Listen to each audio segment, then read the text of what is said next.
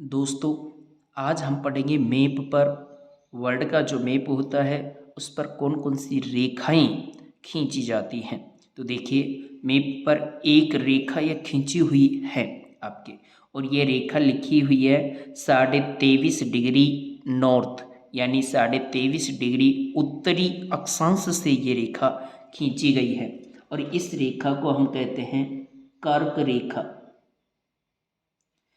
23.5 degree उत्तरी अक्षांश से जो रेखा खींची जाती है वो कर्क रेखा कहलाती है। अगर हम 23.5 डिग्री के जस्ट नीचे देखेंगे तो यहाँ पे देखिए 0 डिग्री लिखा हुआ है। इधर भी 23.5 डिग्री के जस्ट नीचे 0 डिग्री लिखा हुआ है।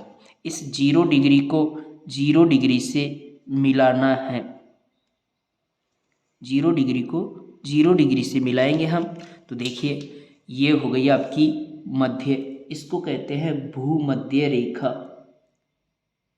भूमध्य रेखा जो कितने डिग्री से गुजरती है? 0 डिग्री से गुजरती है। इसका नाम भूमध्य रेखा क्यों रखा गया? क्योंकि यह भूमि के मध्य से गुजरती है, इसलिए भूमध्य रेखा ये कहलाती है और 0 डिग्री से गुजरती है। इसे विषुवत रेखा भी कहा जाता है। विषुवत रेखा भी इसे कहते हैं। क्यों? क्योंकि ये पृथ्वी को दो समान भागों में बांटती है, इसलिए ये भूमध्य रेखा या विषुवत रेखा कहलाती है। 0 डिग्री के नीचे की तरफ आएंगे हम तो देखिए, इधर 23.5 डिग्री एस यानी 23.5 डिग्री दक्षिणी अक्षांश लिखा हुआ है। इधर भी 23.5 डिग्री दक्षिणी अक्षांश लिखा हुआ है। इन दोनों को भी अगर हम मिलाएंगे तो इस प्रकार से हम इसे मिला देंगे।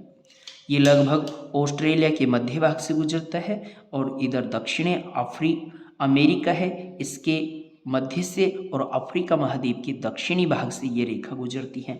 और इस रेखा को हम मकर रेखा कहते हैं। मकर रेखा कहते हैं।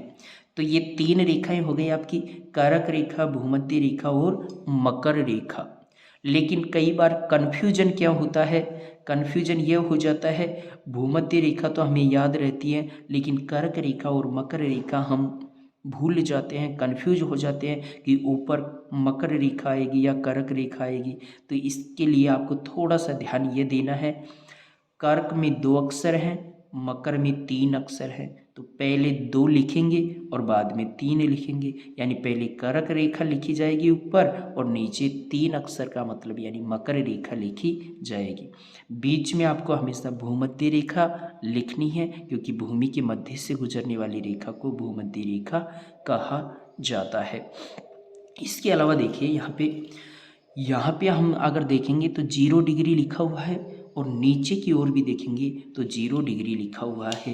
इस 0 डिग्री को 0 डिग्री से हम मिलाएंगे। 0 डिग्री को 0 डिग्री से मिलाएंगे तो यहाँ पे देखिए, इस प्रकार की ये एक रेखा खींची गई है। ये रेखा है, ये कहलाती है ग्रीनविच रेखा।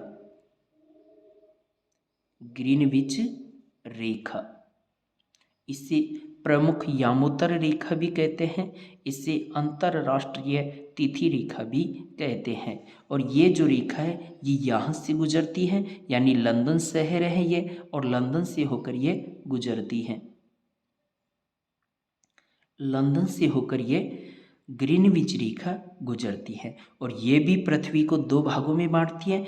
ग्रीनविच रेखा की इधर का पूरा भाग पूर्वी गोलार्ध कहलाएगा, इधर का भाग पश्चिमी गोलार्ध कहलाता है। इधर ये भूमध्य रेखा है, भूमध्य रेखा भी पृथ्वी को 2 भागों में बांटती है। ऊपर उत्तरी गोलार्ध कहलाएगा, भूमध्य रेखा के नीचे वाला भाग दक्षिणी गोलार्ध कहलाता है। तो इस प्रकार हमारे वर्ल्ड के मैप पर इस प्रकार ये 4 रेखाएं अंकित की जाती हैं। धन्यवाद।